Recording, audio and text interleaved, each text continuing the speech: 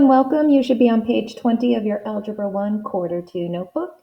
In this video, we're going to talk about solving systems of equations by graphing. We're not going to cover inequalities in this video. We'll also talk about what is a system of equations. So here we go. Without further ado, a system of linear equation consists of two or more linear equations. So remember, linear equations result in lines on the coordinate plane. So a system of linear equations will have two or more lines. The solution of a linear equation is the point. Remember, a point is going to be an x and y value where the two lines, and it could be two or more lines, intersect. So that is the solution. Now, if we're really lucky, we'll get some graphs and we can find the solution to our linear equations by simply looking. I know this graph isn't perfect, but if you look here, it's really intersecting right about there. At this line, that line, intersecting at this point. Remember, I'm looking for the point which has an x and y value of -2, -1. So the solution to this linear equation is -2, -1. When I look over at this particular system of linear equations, it looks a little more accurate. These two lines intersect here. I'm looking for the x and y, and that is -2, 0. So if you were given a graph of two or more lines, you're looking for the point where they intersect. That is your solution. Well, of course, you know we won't stop there. Sometimes you've got to actually graph the lines first in order to find your solution. Of course, you could use Desmos, but we're not going to do that. We're going to graph the lines on our own, and we're going to use our understanding of graphing lines. Now, if you look at number 3, I can see that these two equations, x plus y equals 3 and -2x plus y equals -6, are both in standard form. The most efficient way to graph lines written in standard form is to find your x and y intercepts, plot those 2 points, connect the dots, and you've got your line. So what I want you to do is pause the video, take the time to find the x and y intercept of each of these equations, plot the points, and graph your lines. We'll come back together and find that solution. Welcome back. Hopefully you found the following. When I took x plus y equals 3, I find an x-intercept, which is the value of x when y equals 0 of 3. So you're going to have a point at 3, 0. And the y-intercept is the value of y when x equals 0, and that will give you a point of 0, 3. With my next line, -2x plus y equals -6, my x-intercept, y equals 0, I will result in an x value of 3. So I plotted the point here at 3, 0. And my y-intercept, the value of y when x equals 0, will be plotted here at 0, -6. And we can clearly see that these two lines actually cross at the x-intercept of both of these lines, which is at 3. So the solution is 3, 0. When I look at number 4, hopefully you're noting that these two lines or linear equations are written in slope-intercept form, which of course is y equals mx plus b. M is our slope, how it goes up and down, and b is our y-intercept, or the value of y when x equals 0. So why don't you pause the video, take the time to graph these two lines using slope-intercept form, and then we'll come back together to see what the solution of this system of linear equations is. Okay, welcome back. We've got y equals -x minus 2. Now think about this. Y equals -x. I'm looking for m. Remember that if there's no coefficient there, the implied coefficient is 1. So I have a slope of -1.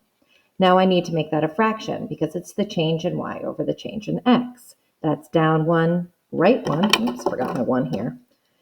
Or it's really 1 over -1, which is up 1, left 1. And that is going to give me this line. Because I have a y-intercept of -2, that's where it crosses the y-axis. There you go. With this next one, I have a slope of 2/3. That's up 2, right 2, or 2/3 equivalently is -2 over -3, so down to the left. So this is my y-intercept of 3 where it crosses the y-axis. And I'm going to go down to right 3. And you can see that I'm intersecting here at negative 1, 2, 3, 1. So the solution to this equation is negative 3, 1.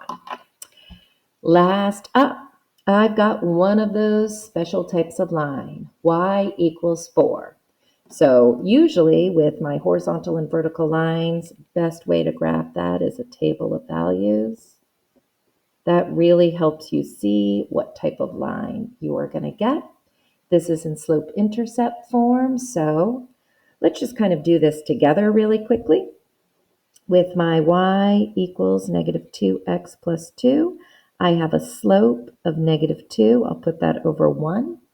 So that means I'm going to go down 2, right 1, or it's 2 over negative 1. I go up 2, left 1. My y-intercept is a positive 2, so I'm going to cross that y-axis at 0, 2, right here. And my slope is telling me down 2 over 1 or up 2, left 1. And oops, sugar plum fairy. I didn't do that right. Down 2 over 1, down 2 over 1. I'm just trying to draw a straighter line here.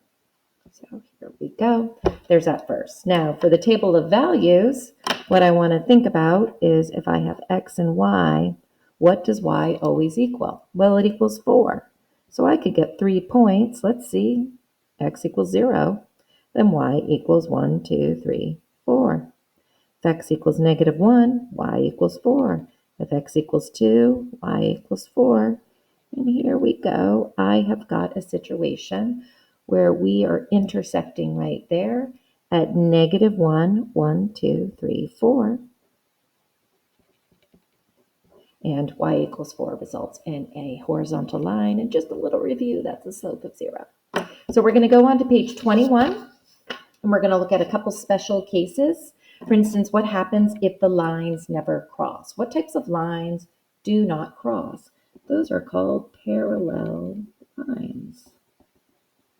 Well, if two lines never cross, they never intersect, right? And the solution of a system of equations is where two lines intersect.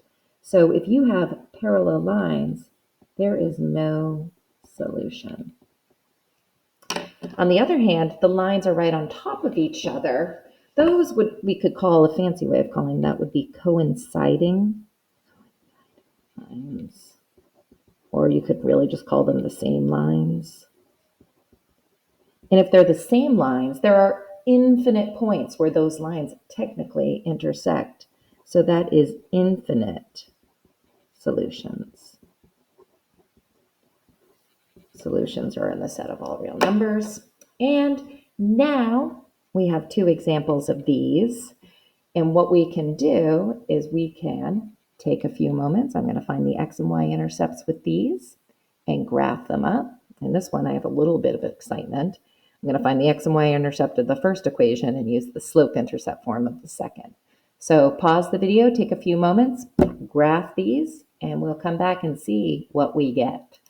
Okay, welcome back. So what we did here is we found the x and y intercept of 2x minus y equals 4, and we come up with this line. Here's your x-intercept at 2, 0, and your y-intercept at 0, negative 4.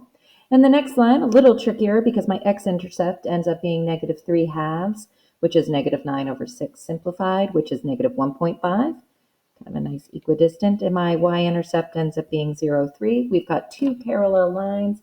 So there is no solution to this system of equations.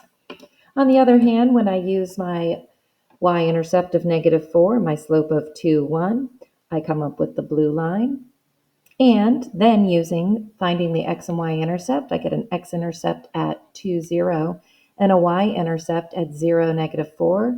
I can see that I'm going to have the same line, so this is a situation where this system of equations has infinite solutions. So that is all for these 2 pages. We will talk about graphing systems of linear inequalities another day. Thanks for listening. Goodbye.